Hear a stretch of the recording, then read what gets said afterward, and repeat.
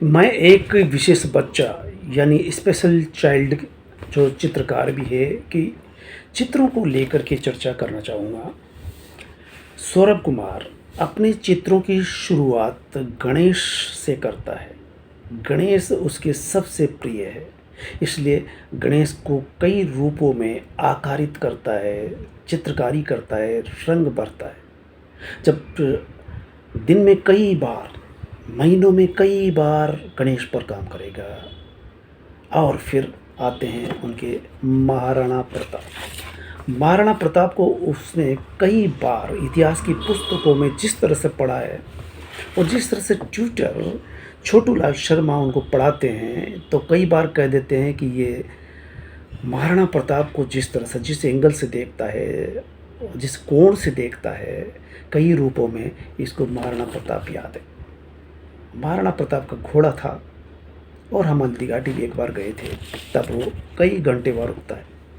इसके बाद आता है हाथी। हाथी को जिसको कई तरह से उकेरित करने का प्रयास करता है। एक बार चित्र प्रदर्शनी बूंदी कला दीर्घा में लगी तो हाथी का चित्र प्रदर्शित किया गया और रेणु जयपाल से वो पुरस्कृत होता है, जिसका वीडियो आपने कई बार देखा होगा। होली खेलते हुए, होली रंगों का त्यौहार होता है और उसमें प्रेमी प्रेम का किस तरह से पिचकारी भर करके रंग डालते हैं, ये आप देख सकते हैं। और कई तरह के आधुनिक चित्र जिसको वो मॉडर्न कला कहता है, कई बार देखने पर हम असमंजस में पड़ जाते हैं कि ये क्या है क्या नहीं है ये। और कई चित्र उसके जिसमें पेड़ पौधे और हरियाली है, तो कई इस तरह के हैं जिसमें वो रावण को, खास करके जब दशहरा आता है तो रावण के चित्र बनाने लगता है, महिलाओं के चित्र, कृष्ण के चित्र। और कृष्ण के चित्र बनाएगा, इसके साथ फिर पुनः वो महिला चित्रकारी पर लौटेगा। महिला चित्रकारी में मयूर, महिला और न जाने क्या क्या, महिला नायिका, खास करके बनी ठनी। जब उसे पता चला कि ये भी एक चित्र है शानदार, और इस तरह से घोड़े का, जैसा कि महाराणा प्रताप का जिक्र आता है, तो फिर वो घोड़ा बनाने लगता है उसके फैन का।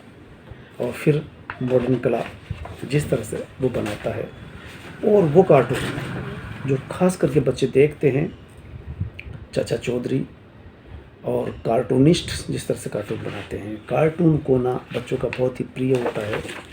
और मॉडर्न कला जिसे वो अक्सर बनाया करता है। मॉडर्न कला में कई तरह के आड़े टेढ़े, कहीं हाथ जा रहा है, कहीं पैर जा रहा है, कहीं आँख है, कहीं क्या है, वो सब आप देख सकेंगे इन चित्रों में।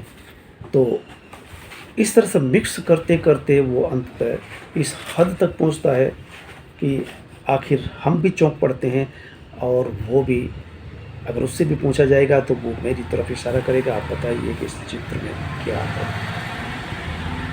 कई बार मेरे उम्रदराज मित्र जब मेरे पास आते हैं और बाहर जब वो आ जाता है बैठक में, तो कहता है कि इनके बारे में इनको बताइए कि मैं क्या करता हूँ, मैं कैसे चित्र बनाता हूँ। एक बार संयुक्त से गणेश लाल गौतम जो वरिष्ठ साहित्यकार है, करीब करीब 80 पार के थे, घर आए और बड़े प्यार से सौरभ की तरफ देखा, और सौरभ अपने चित्रों का बुलंदा उठा लाता है।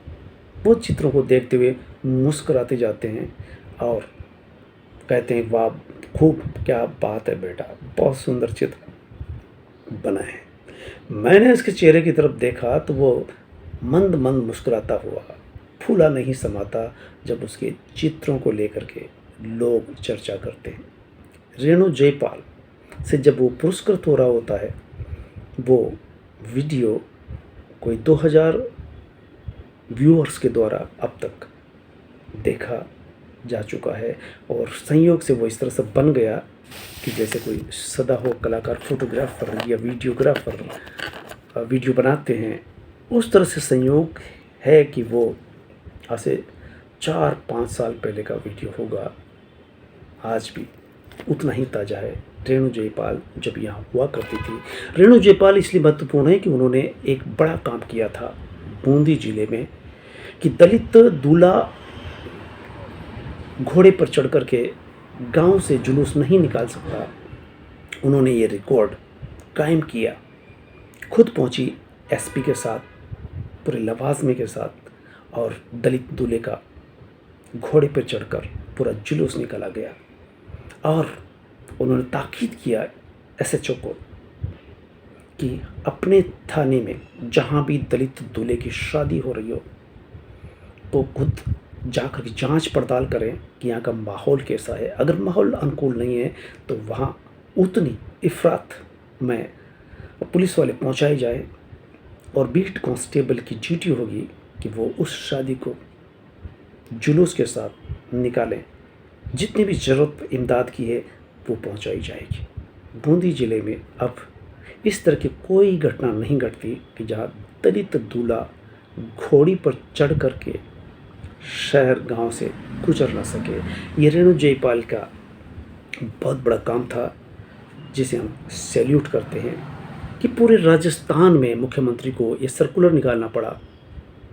पर राजस्थान के अन्य ज़िलों में क्या हो रहा है, क्या नहीं हो रहा है, ये तो पता नहीं, लेकिन कम से कम बूंदी में दलित दूल्हा शान से घोड़े पर बैठ करके अपनी बंदोरी निकलवा लेता है। तो ये थे सौरभ कुमार। इनके चित्र आपको कैसे लगे, मोटिवेट करें, प्रोत्साहित करें, उत्साहित करें, वो जानना चाहेगा। आपकी प्रतिक्रियाएं इन चित्रों को देख करके। धन्यवाद।